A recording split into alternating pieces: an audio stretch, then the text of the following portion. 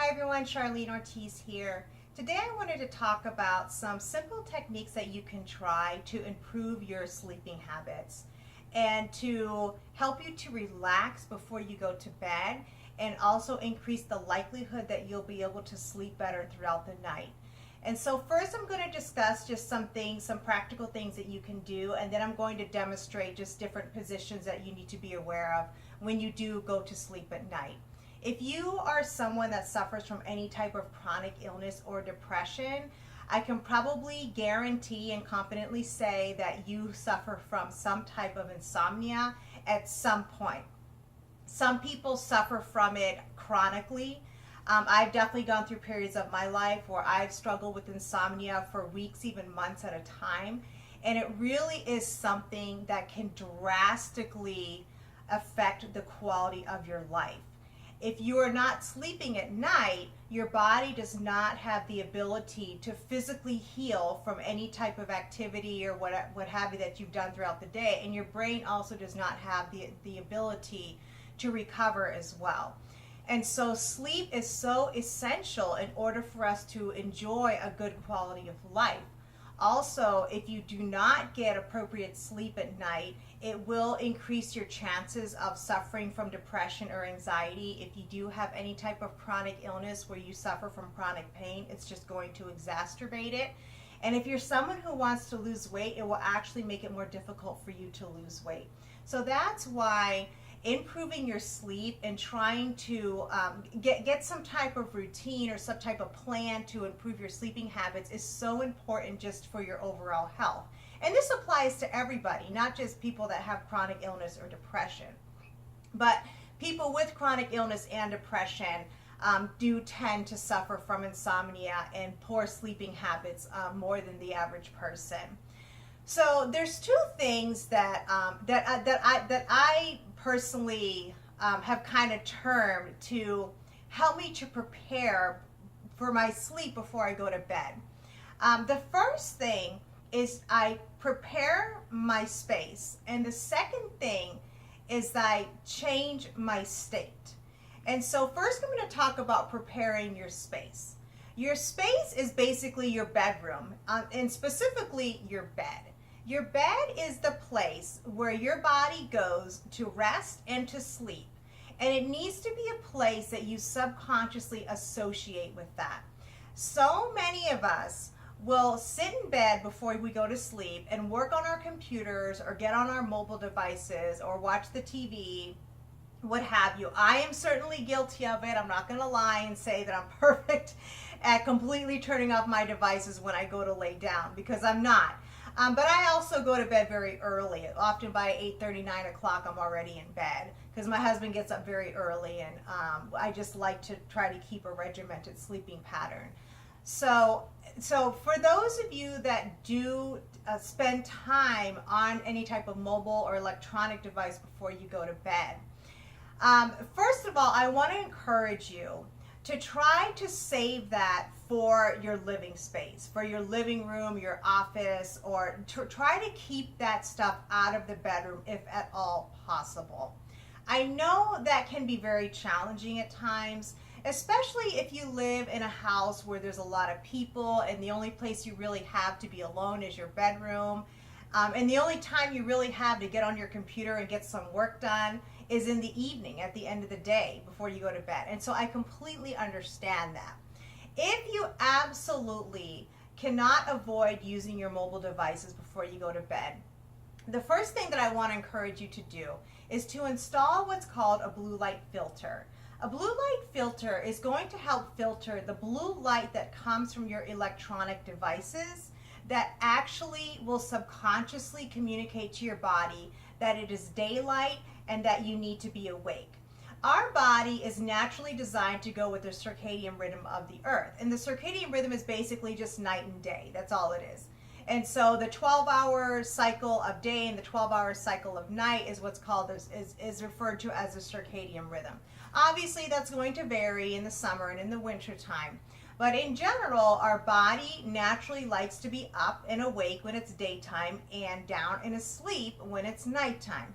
And that's natural for us And it really is the healthiest way for us to survive and to thrive. When you are looking at that bright blue light from your electronic devices, it is communicating to your body that it is still daylight and it's still keeping you in an alert state of mind, which is what you do not want right before you're trying to go to sleep, and especially stay asleep for most of the night. Maybe all night, but I personally don't have that luxury anymore. I used to be what I call myself a gifted sleeper. Unfortunately, I don't have that gift anymore. I do wake up throughout the evening or throughout the night when I am asleep, and I'm going to talk about that in a second too.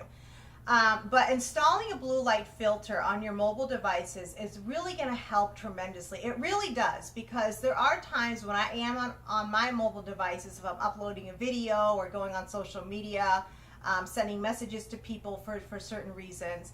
And again, this has to be something that is absolutely necessary. You don't want to be on social media or sending messages or anything like that if you don't have to at night. I'm talking about stuff that you absolutely have to do for work or for what you do to make money or whatever. That's what I'm talking about. If you don't have to do anything for work at night before you go to bed, then you definitely want to abandon your mobile devices by a certain time at night. Now, for me personally, the time frame of 10 at night to 6 in the morning is the ideal time for you to sleep. Now, that's not going to be realistic for everybody. But even if it ranges from 11 to 7 or 9 to 5 or whatever it is, it is ideal for us to have a 7 to 8 hour block of time for us to sleep at night, where we go to bed fairly early before midnight and we get up fairly early, I say around 7 or before 7. But again, I know that's not realistic for all of us, again, based on our life situations or what have you. So that's why you want to make sure before you go to bed, you do take some time to set your state and to get into your state. And that is a state of relaxation, a state where you're more at peace, and a state where you feel, what's the word I'm thinking of? I can't think of the term. I had it on the tip of my tongue. But either way, you want to get to a state where you're completely at rest. And if you have to use any type of mobile or electronic device before you go to bed, you don't want to just turn it off and try to immediately go to sleep. You need to take time to relax your mind and get into a state of peace and relaxation, a state of solace. That's the term I was looking for. But a state, again, where you're relaxed and you're at peace and you're ready to sleep, you're ready to rest. One thing that I do to help me with that is meditation. And I listen to a type of music called binaural beats. And there are different frequencies that you can listen to. The first one is 532 and 428. Now, I might have that mixed up. It might be 528 and 432, but I can't remember right now off the top of my head. But what I am going to do, I'm going to put a link in the description below of videos that you can listen to before you go to sleep to kind of set your mind and get ready for relaxation. So what I do is I take some time to meditate. I put on my binaural beats. I will close I will turn over my tablet or my phone so that there is no light emitting from it. And I will just take time to lay there and meditate and breathe. So my routine, which has been very effective for me, and I really think it will help you, is I begin with diaphragmatic breathing, which I've talked about in a couple other videos, where you basically just breathe from your diaphragm or from your belly button to make it easier for you to understand. Where when you breathe in, your belly expands, and when you breathe out, your belly goes in. And the diaphragmatic breathing will stay isolated just to your diaphragm or to your belly area. And I did do a video several months ago on how to properly perform diaphragmatic breathing. So I will just take some deep breaths from my diaphragm, and then I will just consciously say to myself, in my mind, I am calm, I am relaxed, I am at peace, I am at rest. And I will just say that to myself over and over again. And it really does help me to get into a mind of relaxation and to a state of rest. It really does. And that's all and I'll just say that to myself for several minutes. Now, one reason that a lot of us might have a difficult time sleeping is because of a lot of the stuff that we're worried about, that we feel anxious about. I know for me that is a huge struggle, because at nighttime we often don't have, daily activities or distractions, to distract us from the things we're worried about. But when we lay down and go to bed, our mind can really start to go nuts because we don't have any distractions. It's dark, it's quiet, and there's nothing there to distract us from our own thoughts. And so the meditation absolutely helps me, but sometimes my mind will still start to wander and start to go off on the things that I have to do and the things that I'm worried about. So for those of you that do enjoy meditating, or say you're religious and you enjoy praying, I mean, even if you're not, still taking that time to just, listen to some type of relaxing music and breathe and just, say, I'm relaxed, I'm at peace. It doesn't matter. It's beneficial to anybody. But if you are someone who's religious, it might benefit you to take some time to pray at night before you go to bed. And just pray for God to take your worries and just release them to God. Or if you're not real religious, but you are a spiritual person, just release them to the universe or the powers that be or whatever. And if you're not religious, just tell yourself, I'm not going to worry about it tonight because there's nothing I can do about it at this moment, and I'm just going to let it go and I'll deal with it tomorrow. And that's something we have to consciously make this effort to tell ourselves that I release my worries, I release my anxieties, I release my problems to be dealt with tomorrow, because there's nothing that I can do about it right now. And so that's something that will help me. Another thing that I will do to help me is that I will listen to some type of recording that will help to relax me and get other thoughts in my head. It can be something positive that you listen to, some kind of positive affirmations that you like to listen to. Again, if you're religious, it could be maybe the Bible on tape, or the Bible recorded on YouTube, or what have you, from your phone. So that might be beneficial to you. You definitely want to listen to areas of the Bible that are more encouraging. Maybe you don't want to listen to the Old Testament, about death and destruction and all that stuff. So you might want to listen to the Psalms or something that's going to be a little bit more relaxing for you. But again, whatever it is, it's a good idea to play something that will distract your mind and put a more positive mind frame into your brain, so that you can relax and you can be more at peace. Now, another thing that I also like to do, it doesn't necessarily just have to be positive affirmations or the Bible on tape, because again, not everybody's religious, not everybody's into that. But sometimes I will listen to like scary story narrations, and again, some people might say, well, that's negative, that's not positive, that's not relaxing. For me personally, some of the people that narrate these scary stories have very calm and relaxing voices, and I will get caught up into the story that they're telling, and that will actually get my mind off my problems. It will distract me.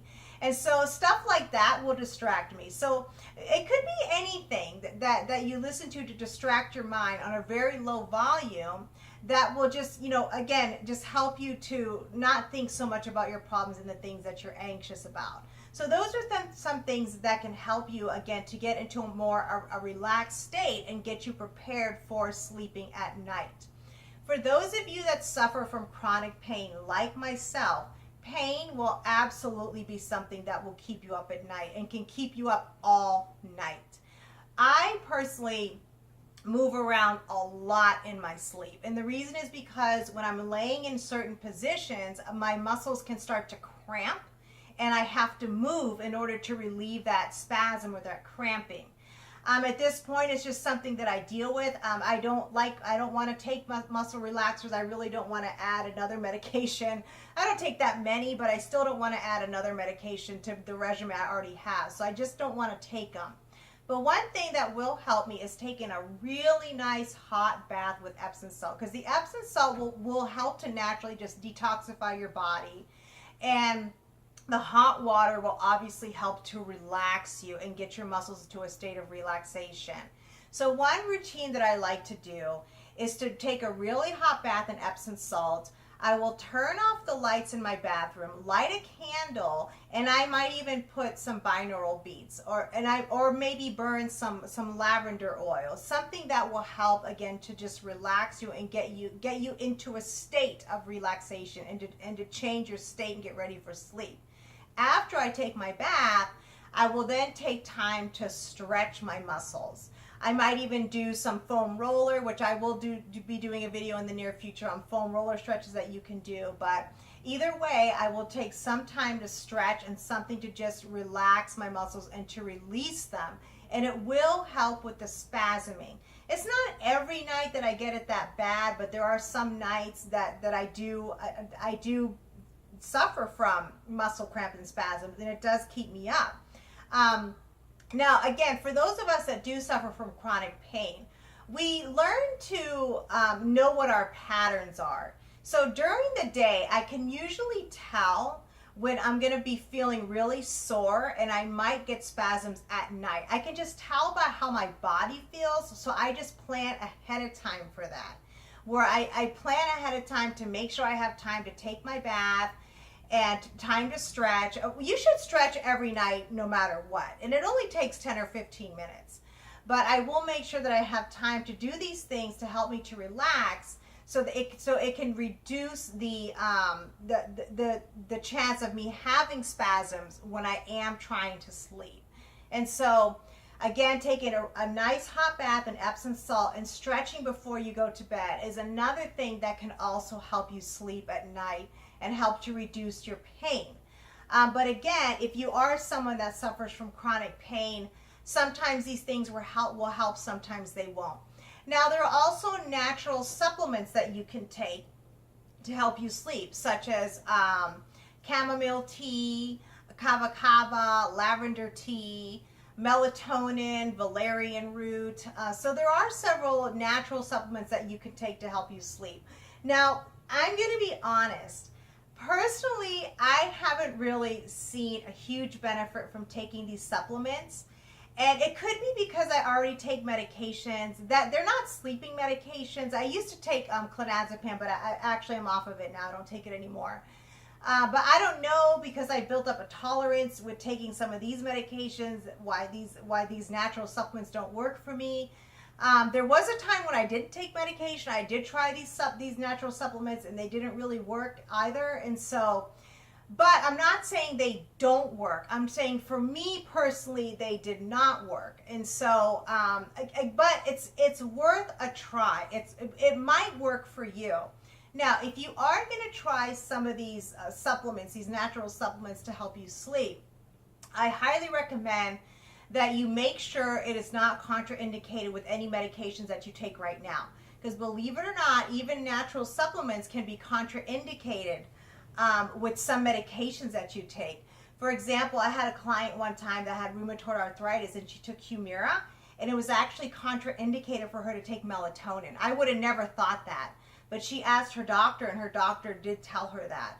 And so again, make sure that you do check and that your medications won't be contraindicated with any of these supplements. And so, but anyway, so those are different methods and things that you can try, again, to prepare your space and to set your state before you go to sleep. One last thing too, if you have children, if you can at all, try to avoid allowing your children to sleep with you at night. I know a lot of people will let their children or grandchildren sleep with them at night, but it really can drastically impact your quality of sleep. And I highly suggest that you do try to train your children to sleep in bed by themselves. When I was little, I know that I did like to sleep with my mom at times, but as a regular event, it was not something I could always do, because my mom, she cleaned houses for a living. She was very tired. She needed her rest. And I was not allowed to sleep with her all night so that she could get that rest.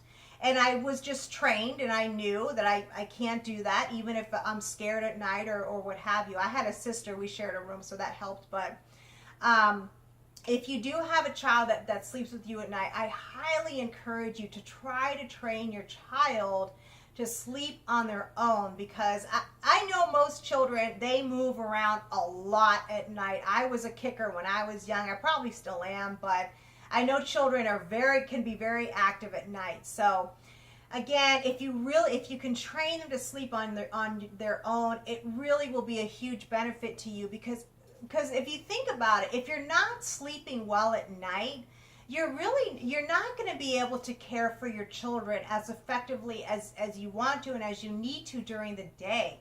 So it actually, in essence, is hurting them if you're letting them sleep with you at night and you're not resting. It's going to affect them the next day, because you'll just be too exhausted to meet their needs and do the things that they need. And so, again, that's just one final tip.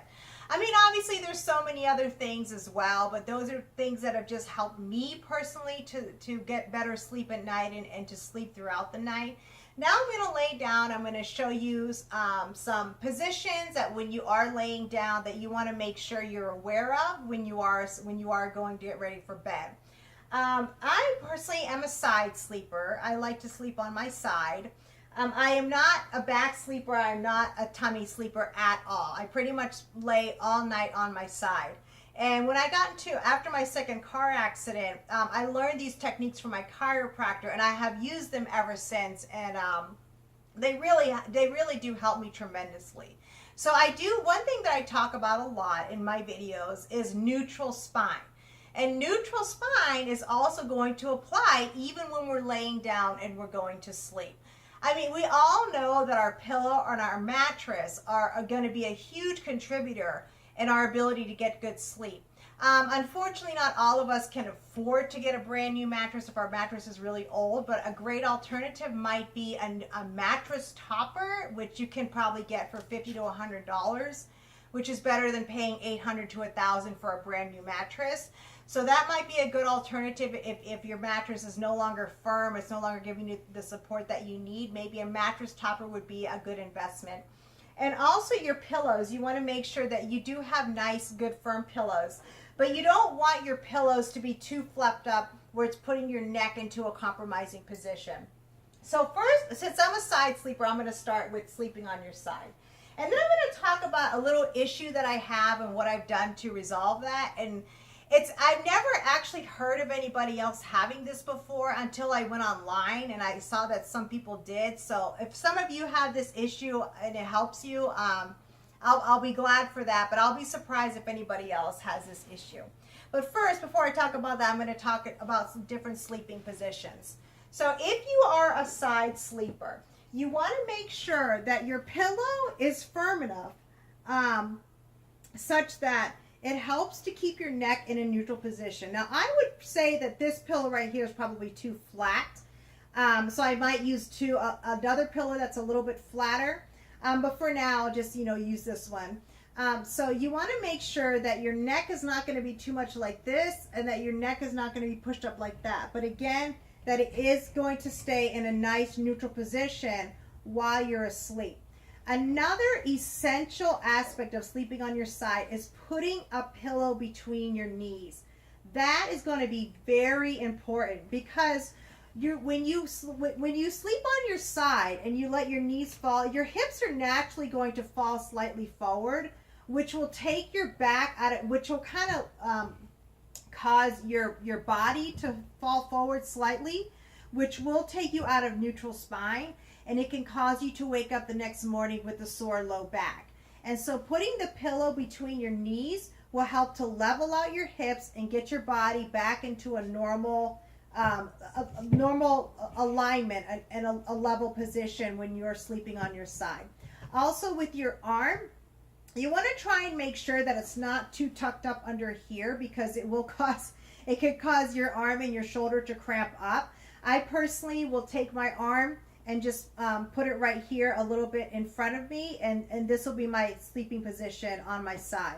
Another thing that I use when I sleep, and this is because I do get spasms in my upper back is I will use a smaller pillow and I will put it underneath my arm right here.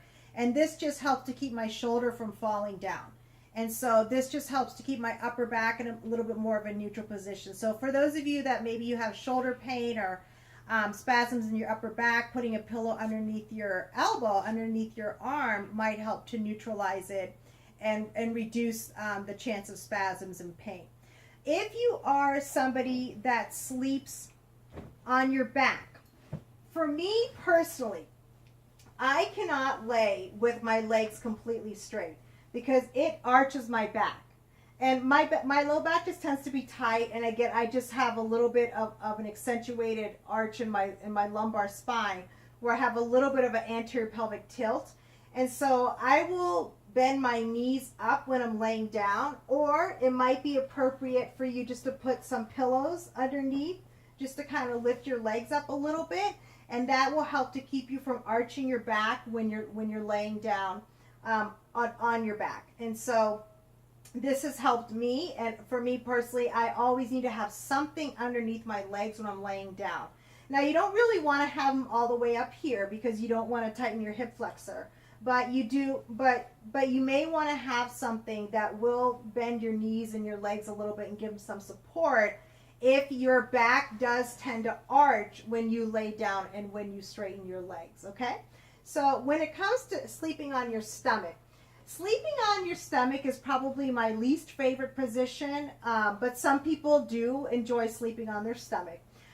When you're sleeping on your stomach, you want to make sure that you use a pillow underneath your hips, because if you don't, your back will just naturally have a tendency to arch if you don't have a pillow. So you want to make sure that you do have a pillow underneath your hips because it will help to neutralize your lower back when you're sleeping on your stomach. And another thing I'm just not crazy about with sleeping on my stomach is I don't like the position that my neck is in, because the muscles in my upper back will start to spasm if I'm in this position for too long. So again, another reason I'm not crazy about it. Now, what you can do is if you have any type of a neck or travel pillow and you just really love sleeping on your stomach, you can use this just as if you're getting a massage, and maybe sleep with your neck down in a neutral position like that. If that's comfortable for you, it might not be comfortable for you, but it might help to reduce this any type of spasms you might get in your neck and keep your neck in a neutral position when you are laying on your stomach. So, but if you are going to lay on your stomach, you absolutely want to make sure that you have a pillow underneath your hips in order to keep your lower back in a neutral position when you are sleeping. Now, a unique problem that I have, and I don't know, again, some of you may have this problem, you may not. And this is something that has developed over the past, I would say 6 months or so. When I lay down on my ear, the outer part of my ear, the cartilage, will start to hurt and actually even burn a little bit. I don't know why. I have no idea what initiated it or where it's coming from. I've looked on the internet to try to find solutions or what it could be, and I can't find anything. So if you have this unique problem that I do, I have used a travel pillow, and I just lay my head right, on the pillow with my ear in the open area of the pillow, and it has helped me tremendously. It's helped me a lot in order to reduce the pain and discomfort that I feel on my outer ears. So again, if you are someone that suffers from that, I'll be surprised because I really haven't heard many people that do. But if you do, you would want to invest in a travel pillow like this. I got this for $4 online, and so I could put a link in the description below just in case any of you do suffer from it. But if you do, this is a really great solution for that. It's really helped me tremendously. So, all right, guys. Well, that's about it. Just some tips and techniques that you can try to help improve your sleeping habits and positions that you need to be aware of when you are laying down. Because I am someone that does use a lot of pillows. I use a pillow between my knees. I use a pillow underneath my arm. If I'm sleeping on my left side because I have hip pain, I'll sometimes put a real flat pillow underneath that to give it more cushion. And so what can be challenging for me is because I move so much at night, every time I move, I have to move my pillows with me. So that can sometimes be a challenge and kind of frustrating. But unfortunately, if you're someone that does suffer from that type of issue, it's just something that you're just going to have to deal with. And the best that you can do, again, is just try to do things before you go to sleep to reduce your pain, reduce your anxiety, and again, to set your state, to be prepared to rest and to sleep. So, okay, guys, I hope that helps those of you that do have a hard time sleeping. If you have any questions, please comment below if there's anything that I missed or there's something else that you want to know, or if you're having a specific issue that I did not address, please let me know and I will be sure to address your comment to help you to improve your sleep habits, because again, it is so important to our overall health. All right, guys, as always, thanks for tuning in. I always appreciate your time and attention. If you enjoyed this video, please give it a thumbs up and share it with somebody that you think could benefit from it. And don't forget to subscribe to my channel so that you never miss out on important content to help you to improve the quality of your life. So remember, guys, take care of yourself, protect yourself physically and emotionally, and don't forget, your health is your most valuable asset. Invest in it. Bye-bye.